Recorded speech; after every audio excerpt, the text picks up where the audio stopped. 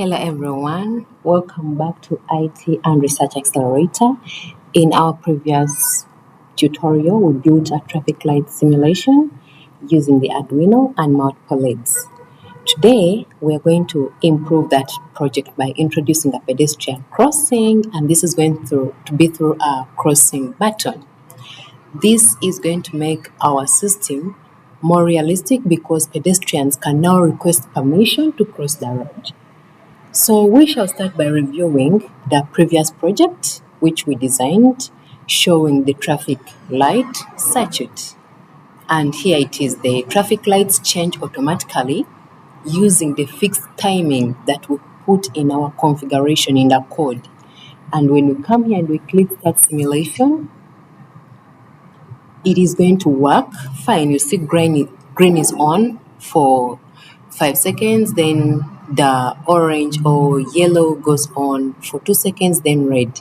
Remember we said when it comes to these bulbs, still showing what we did previously. Let me just try to zoom in so that we can see. We said when it comes to these bulbs, the LED colors, it's a matter of just coming here. You could change this to orange depending on which color you're going to use. So here it is now green on for 5 seconds, then orange goes on, and the red. Orange goes on for 2 seconds, red for 2 seconds. It is the green that goes on for more seconds. So this is what we had in our previous project. While this works well, real traffic systems often allow pedestrians to request a crossing using a button. And that is what we want to add on in today's project. We want to add a push button. So let us drag the push button into the workspace. We are going to build on this existing project. Not to forget, we said in case you don't know a component, you come here on the search and you search for it. So let's see, we have the push button here. We'll just drag it and we bring it here. This push button will act as the pedestrian crossing. So it will be the button that a pedestrian has to press. And when pressed, the Arduino will temporarily stop the vehicle movement and it will allow the pedestrians to cross. So after dragging this push button in the workspace, then we want to connect it. So we are going to get one side of the button to be connected to digital pin 2 on the Arduino, and then the other side of the button is going to be connected to the ground. So we'll get this first side. We want to connect it to digital pin 2. We will start a connection.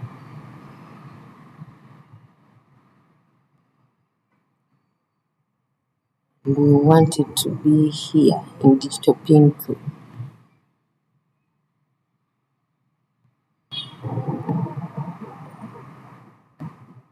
Okay. And then we can have this other connection connected to the ground. The Arduino has other ground ports or has other GND pins down here. So we can have it connected there. Remember we said when it comes to the coloring of these cables, you can always come here. You select the wire that you want to change its color, and then it will be able to change it. Now we are going to go to the next part of editing our code. First of all, we want to declare the variables for our LEDs and the push button. Remember, we have now introduced this component of the push button. Then inside the setup, we will now configure the LEDs as output and the button as input, because remember, it is this button that the pedestrian must press. So that is an input. And then the output is going to be through the LEDs. So in the setup, we are going to configure these LEDs to be outputs and then the button to be an input. After there, the Arduino then will continuously check the button state. And when the state shows pressed, then the system changes from green, yellow, and finally to red so that it stops the cars. The red light will remain active for some seconds, and as the red is active, it is going to be allowing the pedestrian to cross. So that is what we want to configure, or that is the code that we want to write now, so that we can be able to simulate this and we see how this whole thing works. Remember, we are just modifying, or we are just adding functionality to this traffic light system. We are now saying a scenario where I want to cross. So we'll come to our code. I think let's just have this. Since I've already explained what we are going to do, we are going to just start afresh. Declaring our variables, we have a green LED, so we have in green LED. When I check our green LED, it's in pin 11. We terminate. To save time, I'm just going to be editing this so that the video doesn't take a lot of time. So the next is yellow LED. So I'll just come and I say yellow, then check here to see our yellow LED is in digital pin 12. So I'll equate it to 12. And then we have the red LED. Still, I'll just come here. I edit and make this red, then check to see our red is in digital pin 13. So I'll equate it to 13. But now we have introduced something new, which is the push button. So we can call this the button pin. Button pin. And remember, we connected it in digital pin 2. So when we declare the variables, then we come here in the setup. So our void setup, remember in the setup we said it's where we want to tell this whole system that in this setup we have the output and the input. So we'll come and now tell it about the modes using the pin mode function like we have been doing it. And then we want to specify the red LED is going to be giving us an output. So the red LED is on output. Then all the LEDs actually output. So we'll do the same for yellow. Please note you can use yellow, you can use orange, depending. Yellow LED is also going to give us an output. And the green LED is also going to give us an output. But remember, we have a button which we have just introduced, and its variable name is button pin. So for it, it's not going to be an output. For the button pin, it's going to be the input because it is what the user is going to press. So we're going to set it as input pull up. For it, it's going to be capturing the input. We can even put a comment just for remembering that this one uses internal pull-up resistor. Pull-up resistor, which is literally an input. Okay, so when our setup is done, now we go to the part of the looping, like we have always done, and here we'll bring in the void loop. Sorry, I don't want to use the uppercase. We'll bring in the void loop function.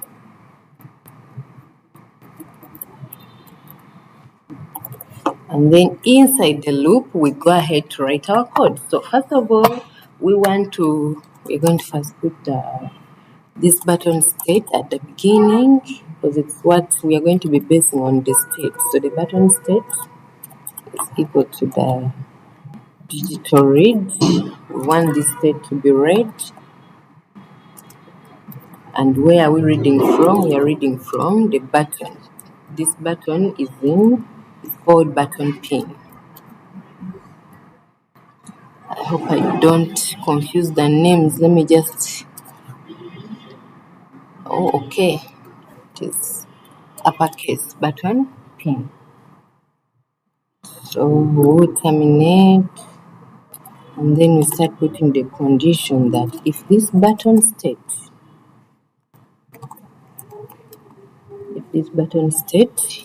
is not pressed or is equal to low, and even add a comment just for remembering that button pressed. Then what should we expect? Still, of course, the pressing is when the pedestrian is crossing or is requesting. Pedestrian crossing request is what we are setting. So, digital right,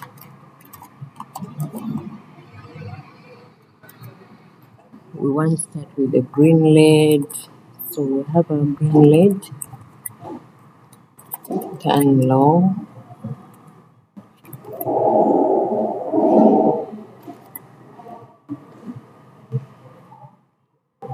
Then we can have the yellow LED.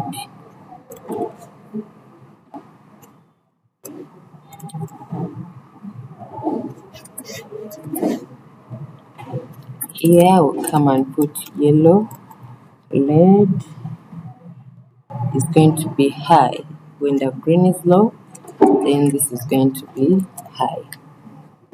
And then we can have some delay for maybe 2 seconds, or it can even be 3 seconds. And then after those seconds, then we can have the states changed. Now the green, we have already said the green is going to be low, the yellow is going to be high. So here we want to switch, let the yellow become low, the yellow LED, we want it to become low now. And then when it is low, then the red is going to be high because it is what is going to stop the cars for some time as the pedestrian is crossing. So here this will be the red. The red LED can be high. And then for how long we want to stop the cars? So that can bring in a delay. We can delay the cars for like maybe still 5 seconds. We don't want to set that. Of course, it will depend in the real life setting, but here, since it's just for learning purposes, let's delay or let's hold those cars for at least 5 seconds. And then after there, then we'll allow this red to now go off. So our red light can now become low after the pedestrians have crossed. Or if that is not the case, remember this is an if, so we have the else part. Else,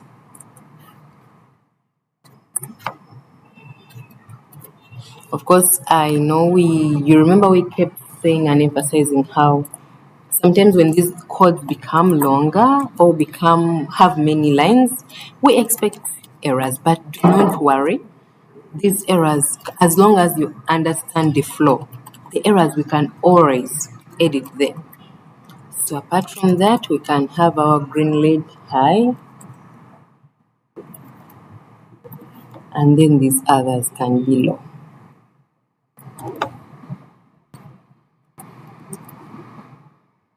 Green is high, then yellow can be low. The yellow LED can now be low. And also the red can be low. So if the button is not pressed, then we can have this other maintain the original state of our green being on and then this other being off. And then we close our block of the else condition. So very important, remember now wiring, we were able to go ahead and we wire this. Now we are writing the code. So What behavior must we expect in this code that we are stating? On the normal state, the button is not pressed. So the Arduino will continuously execute this block of code with the else. So in a state where no one has pressed a button, where the passenger has not pressed that push button, we expect the Arduino to continuously execute this else block, meaning that we expect to see the green LED on, the yellow LED off, and the red LED off. So the green light stays on forever until someone presses the button. We are trying to assume that the cars will keep flowing, the traffic will keep flowing unless a pedestrian presses a button. So when the button is then pressed, now we expect this Arduino to enter in this first part of the if. So it will now leave the else and then it will enter this if part. Because with the input pull or that input pull up, a pressed button will read low. So the sequence will then be step 1, the green turns off. So the result we're expecting is seeing green off. Step 2, yellow turns on. And then it turns on for 3 seconds that we put here in the delay. Step 3, yellow will turn off and then we'll see the red turning on. Red will turn on for 5 seconds and this is the time when the pedestrian is crossing. So we'll start the simulation and we see if there are some errors. If there are no errors at all, then I think we don't have any errors. So we can close the code and we observe if what we have been explaining is what is happening. You can see our green is on. So let's try to press the button and see. You see, green goes off. This yellow goes on for some seconds to prepare the cars. Remember, you don't just stop the cars immediately. So it goes on to prepare them that red is coming. And after the 3 seconds, the red is now on. So the behavior is, the moment we press the button, we expect that sequence.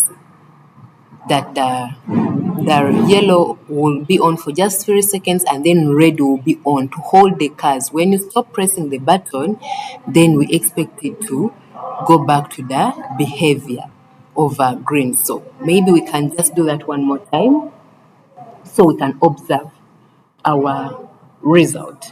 Remember we said initially when you click start simulation, we said the green is going to be lighting. You can see green is on. It is going to be continuous. Now that is the point of executing the code in the else block. But then we said when you come and you press this crossing button to request, the green is going to go off immediately and then yellow will turn on. But yellow will turn on for only 3 seconds just to prepare the cars that soon we are stopping. You know, the traffic light, when you see it depends. Sometimes it's orange. I've seen some countries use it as a yellow code. So it depends if it's orange or yellow, but it is more like preparing you that we are soon stopping. So when the pedestrian presses the button, that yellow or the orange prepares the drivers that soon we are stopping for 3 seconds. And then the red comes on to stop the cars so that the pedestrian can cross. And this red is on for 5 seconds because it is what we set in our code. So when we press here, you see the orange is on and then for 3 seconds, red holds the cars. So this is how a pedestrian setup can be added in this whole thing, so that at least when a pedestrian is crossing, they can be able to also use this system. So this project demonstrates how embedded systems interact with user inputs. Similar systems are used in traffic lights, building automations, security systems, industrial control systems. So we have successfully created a traffic light system with a pedestrian crossing functionality. In other tutorials, in the next tutorial, we shall build an automatic street light system using the LDR sensor and the Arduino. But if you found this tutorial helpful, please like, share, and subscribe to the IT and Research Accelerator. Thank you for watching, and I'll see you in the next video of the automatic street light system using the LDR sensor and the Arduino in Tinkercad.